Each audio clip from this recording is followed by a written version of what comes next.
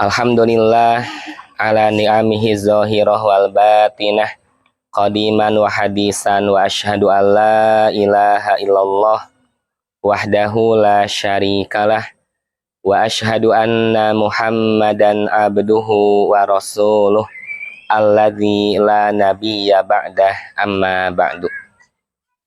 Ikhwatu iman yang Allah muliakan, alhamdulillah Allah sudah sampaikan umur kita di hari ini, hari-hari di mana amal soleh yang kita kerjakan lebih dicintai oleh Allah Subhanahu wa Ta'ala. Sebagaimana dalam hadis yang diriwayatkan oleh Imam Ahmad, Rasulullah Shallallahu Alaihi Wasallam bersabda, "Ma min ayyamin al-amalus salihu fiha ahabbu ilallahi min hadhil ayyam." Tidak ada hari di mana amal soleh pada saat itu lebih dicintai oleh Allah dibandingkan hari-hari ini.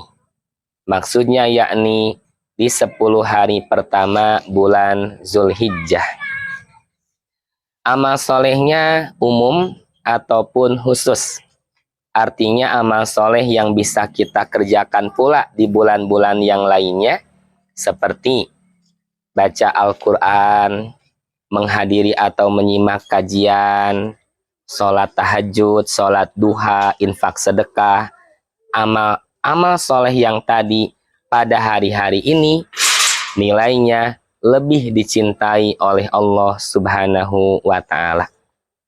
Adapun amal yang khususnya yaitu saum pada tanggal 9 Zulhijjah yang dikenal dengan saum Arafah yang memiliki keutamaan yukaffiru sanataini, bisa menghapuskan dosa kita selama 2 tahun, madiyatan 1 tahun ke belakang, wa mustaqbalatan dan 1 tahun ke depan.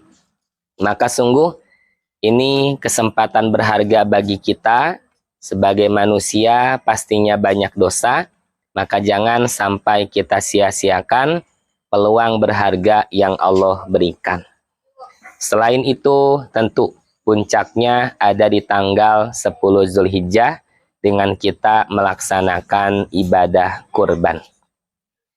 Ikhwatu iman yang Allah muliakan, maka keterangan ini menunjukkan bahwa betapa Allah Ta'ala maha sayang dan maha cinta kepada kita sebagai hambanya.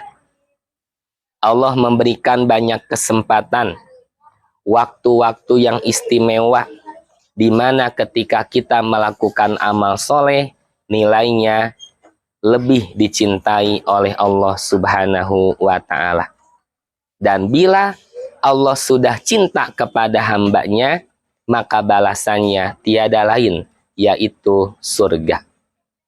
Namun tentu saja, kita pun sebagai hamba harus menjadikan Allah dan Rasul-Nya yang paling kita cintai dibandingkan apapun.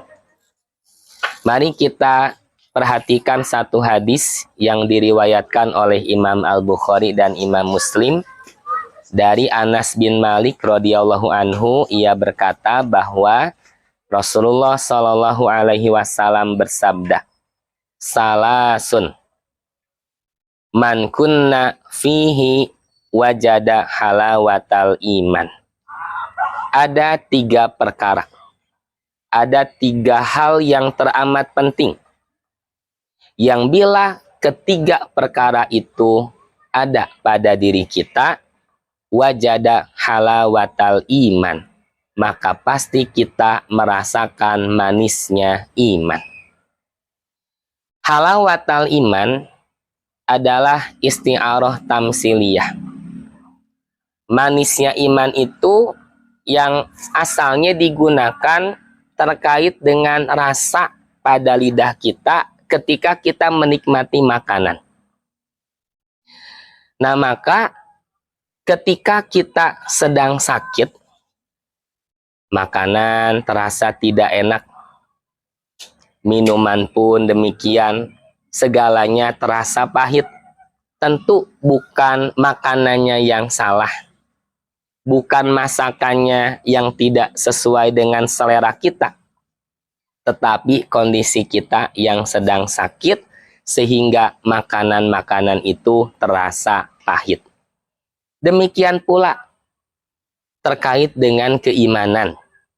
Saat seseorang tidak ada semangat untuk taat, sebaliknya masih hobi melakukan maksiat, berat sekali melaksanakan ibadah padahal sudah banyak kemudahan yang Allah berikan.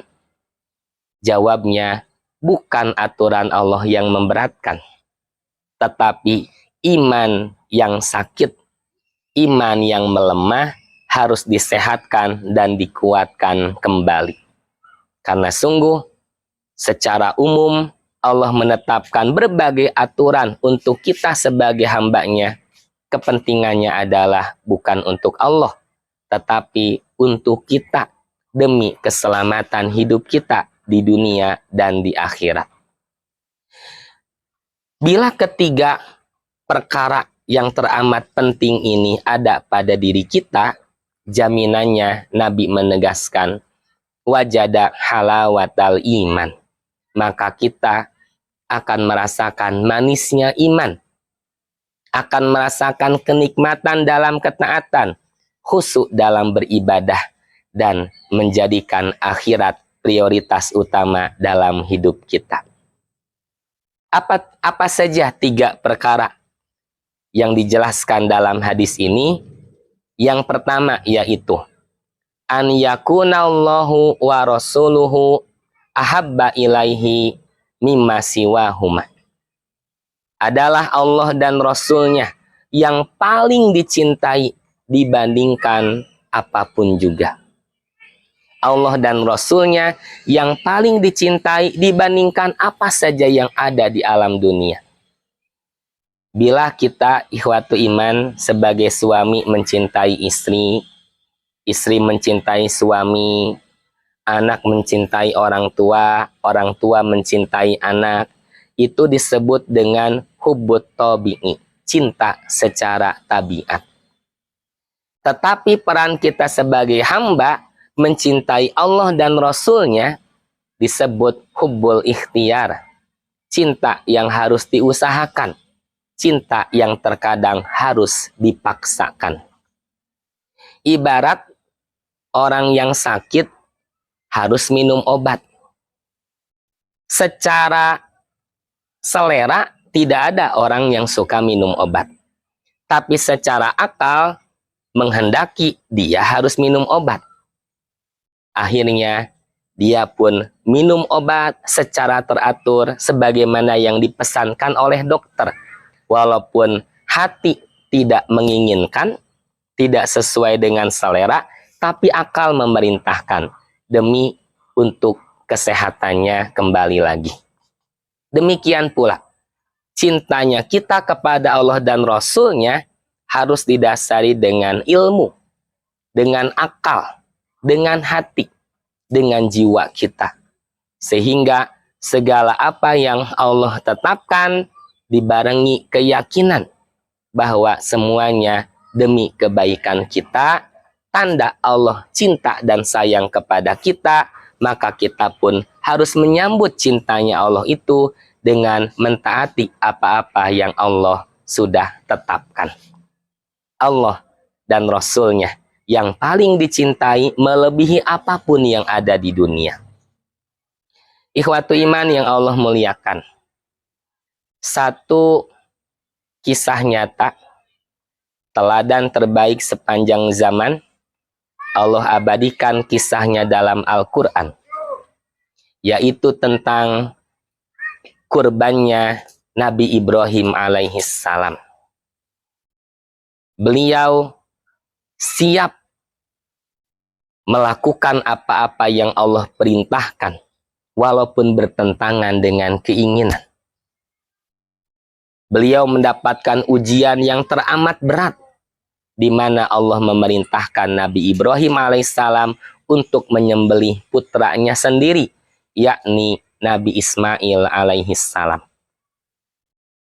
Maka Nabi Ibrahim lulus dalam menghadapi ujian tersebut. Nabi Ibrahim siap menyembelih putra kesayangannya untuk membuktikan Allah lebih dicintai dibandingkan mencintai anaknya sendiri.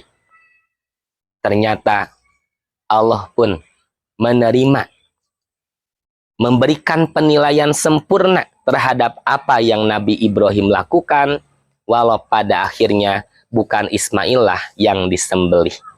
Tentu Nabi Ibrahim tidak tahu sebelumnya akan diganti dengan hewan sembelihan. Nabi Ibrahim taat walaupun berat. Ternyata disitulah bukti kecintaan Nabi Ibrahim alaihissalam teruji. Allah lebih dicintai dibandingkan apapun, termasuk dibandingkan mencintai anak sendiri.